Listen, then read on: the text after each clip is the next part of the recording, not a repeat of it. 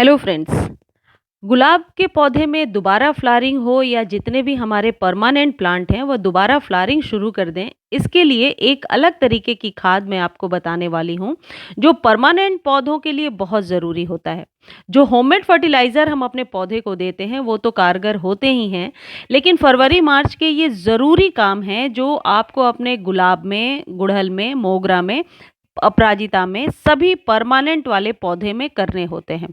देखिए, मेरे गुलाब के पौधे में तीसरी बार फ्लावरिंग हो रही है सेम सीजन में। कलियां भी देखिए कितनी बनी हैं। ये जो नुस्खा है ये आप गुलाब पर भी यूज कर सकते हैं, अपने सभी फ्लावरिंग प्लांट पर यूज कर सकते हैं।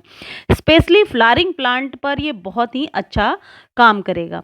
देखिए, मेरे गुलदाउदी में दोबारा से सेम सीजन में फ्लावरिंग शुरू हो रही है, कलियां बन गई हैं। इसका वीडियो भी शेयर किया था मैंने कि किस तरीके से इसी साल में ट्रिमिंग करने के बाद हम दोबारा फ्लावरिंग ले सकते हैं। अभी तक आपने अपने गुलदाउदी को यदि कट नहीं किया है, ट्रिम नहीं किया है, तो आप कर लीजिए। बल्कि अपने सारे पौधे को ट्रिमिंग करना है या शेप में देना है तो ये फरवरी मार्च ही उचित टाइम होता है, आप कर सकते हैं। देखिए, जैसे ये मेरे अलमांडा का पौधा है, इसमें नए शूट्स आ रहे हैं। ऐसे ही आपके भी सभी पौधों में नए शूट्स बनने शुरू हो गए होंगे। तो जब पौधे नए शूट्स निकालते हैं यानी डोरमेंसी से बाहर जब आ जाते हैं, उन्हें एक उचित कॉम्बिनेशन में जब आप फर्टिलाइज़र दे देते हैं तो पौधे बेजान नहीं होते, कमज़ोर नहीं होते। कई बार मैंने देखा है कि जब हम पौधों की ट्रिमिंग कर देते हैं या नए-नए पत्ते आने लगते हैं, फिर वह पत्ते सूख कर गिरने लगते हैं। कलियाँ बहुत छोटी-छोटी आती हैं या फूलों का साइज़ बहुत छोटा आने लगता है। तो आज के वीडियो में इन सारी प्रॉब्लम का सॉल्यूशन मैं बताने वाली हूँ। सबसे पहले आप ये करेंगे कि जितने डोरमेंट वाले प्लांट हैं, यदि उनमें आपने गुड़ाई नहीं किया और इस तरीके से कुछ जंगली घास, वीड्स वगैरह निकल आए हैं, इन्हें ज़रूर हटा दें। ये इतनी जल्दी पोषक तत्वों को खींच लेते हैं कि आपके पौधे को कुछ मिलेगा ही नहीं और यही बढ़ते जाएँगे।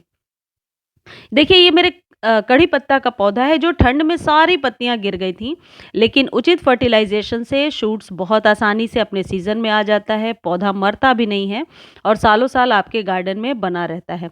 अब आपको करना क्या है? डीएपी का नाम तो आपने सुना होगा। डीएपी एक इम्पॉर्टेंट खाद है। जब आप गार्डनिंग करते हैं, डीएपी फर्टिलाइज़र आपको ज़रूर यूज़ करना चाहिए। डीएपी यानी डायमोनियम फास्फेट एक बहुत ही जाना माना, पॉपुलर आप कह सकते हैं फर्टिलाइज़र है। जब आप नर्सरी पर जाएंगे बहुत आसानी से ये आपको मिल जाएगा। आपके गुलाब में ये डीएपी और जितने भी फ्लावरिंग प्लांट हैं उनमें रामबाण तरीके से काम करता है। देखिए, गुलाब पर नए शूट्स आने लगे हैं, कलियां भी बहुत अच्छी बनने लगी हैं। आप ये अपने मोगरा, अपराजिता, गुड़हल सभी को दे सकते हैं। पहले मैं आपको ये बताती हूँ कि डीएपी हमारे पौधे पर किस तरीके से काम करता है और इसमें क्या पाया जाता है। देखिए, दरअसल इस खाद में 18% नाइट्रोजन और 46% फास्फोरस होता है, जो एक आइडियल कॉम्बिनेशन है आपके फ्लावरिंग वाले प्लांट के लिए। डीएपी मिट्टी की एसिडिक लेवल को, जो क्षारीय क्षमता है, उसको बना कर रखता है। साथ ही साथ ये जो स्टेम्स आपको मोटे दिखते हैं, इनके सेल्स को बहुत ही ज़्यादा स्ट्रॉन्ग करने में मदद करता है। यानी कि इससे ये भी होता है कि स्टेम्स मोटी होती हैं, जड़ों का फैलाव सही होता है, जड़ों में रूट रॉटन वाली प्रॉब्लम नहीं होती है और इसे देना भी महीने में एक बार ही है। इससे दो चीज़ होता है, एक तो फ्लावरिंग लंबे समय में बहुत अच्छे से मिलेगा, दूसरी चीज़ जो पौधे परमानेंट हैं उनकी जड़ों का विकास बहुत ही अच्छे से होगा। खासकर इस टाइप के जो अपराजिता, मोगरा, गुलाब जिनकी जड़ें नीचे तक डीप जाती हैं, उनको हमेशा डीएपी खाद प्रोवाइड करना ही चाहिए। अब मैं ये बता देती हूँ कि इसको देना कैसे है। देखिए, यदि कंटेनर आपका 10 इंच का है, 10 से 15 इंच का, तो करीब आप 6 से 7 दाने डीएपी के, जैसे बुआई करते हैं वैसे मिट्टी में डालेंगे, जड़ों को हटा करके। देखिए, ये पानी में बहुत अच्छे से घुलनशील नहीं होता है, इसलिए मिट्टी में जा करके ये जल्दी घुल जाता है। तो आप इसको मिट्टी में देंगे, पानी में डाल करके घोल कर देने की ज़रूरत नहीं, क्योंकि घुलेगा ही नहीं। अब गुलाब से रिलेटेड मैं एक ज़रूरी बात आपको बताती हूँ। यदि आपके गुलाब के पौधे में ये नीचे से कुछ इस तरीके से रूट सकर्स निकल आए हैं, तो इन्हें आप कट करके ज़रूर हटा दें। लेकिन आप हटाते समय ये ध्यान रखें जड़ों को नुकसान ना हो, खींचना नहीं है। ये जो रूट सकर जो बिल्कुल रूट के पास से नीचे से निकलता है, ये कभी भी फ्लावरिंग नहीं करेगा। लेकिन ये बढ़ता ही जाएगा और ये आपके प्लांट के सारे पोषक तत्वों को खींच लेता है और धीरे-धीरे प्लांट मरने लगता है। एक चीज़ और है, जितने भी परमानेंट प्लांट हैं, आप कोशिश कीजिए कि नीचे से 2 इंच खाली रहे। यानी रूट्स के पास, जड़ों के पास कभी भी ज़्यादा छाया ना बने पत्तों की वजह से, नहीं तो इस वजह से भी प्लांट में फंगस लग जाता है और पत्ते खराब हो जाते हैं। देखिए, ये 5 पत्तों वाले जो गुलाब होते हैं, जो पत्ते होते हैं, ये फ्लावरिंग नहीं करते हैं। इन्हें आप कट करके हटा देंगे तो वेल एंड गुड है। मान लीजिए आपका प्लांट बहुत पुराना है, जैसे गुलाब यदि इसी साल आपने लगाया है तो 4-5 दाने बहुत हैं, लेकिन यदि गुलाब ज़मीन में लगा हुआ है या गमले में 8-10 साल पुराना है, 5-6 साल पुराना है, तो आप डीएपी की मात्रा को बढ़ा सकते हैं। क्योंकि प्लांट जितना ही पुराना होता है, उनके इनटेक की कैपेसिटी जो है वह बढ़ जाती है। यदि नया प्लांट है तो डीएपी ज़्यादा मत डालें, क्योंकि इनटेक कैपेसिटी कम है। गुड़हल में भी ये बहुत अच्छा काम करता है। यदि गुड़हल में या गुलाब में अभी आप देंगे तो 10 से 15 दिनों में ही आपको दिखेगा कि आपका पौधा बहुत ही स्वस्थ दिख रहा है। बहुत ही ज़्यादा आप कह सकते हैं लश ग्रीन पत्तियाँ भी आती हैं और बीमारियों से भी बचाता है। दूसरी चीज़ जो है ये है पोटाश।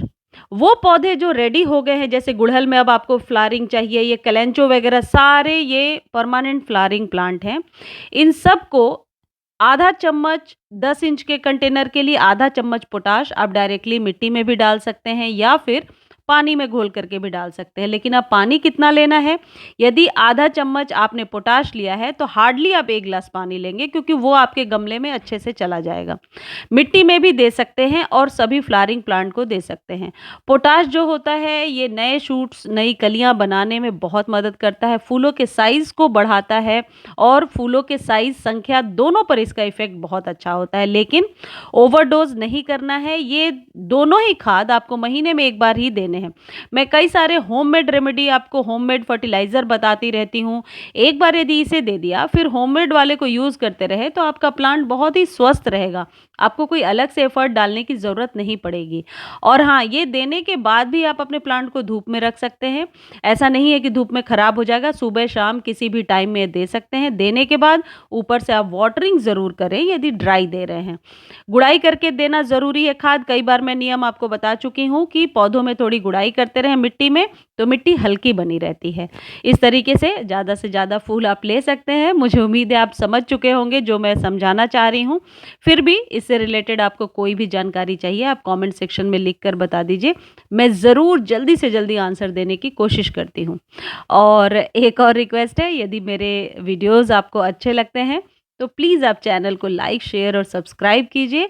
और हाँ, वैसे तो कोशिश किया है कि सब कुछ सारी जानकारी दूँ, लेकिन यदि फिर भी आपके कोई क्वेरी है आपकी, तो आप कमेंट सेक्शन में लिख सकते हैं, मैं आंसर ज़रूर करूँगी।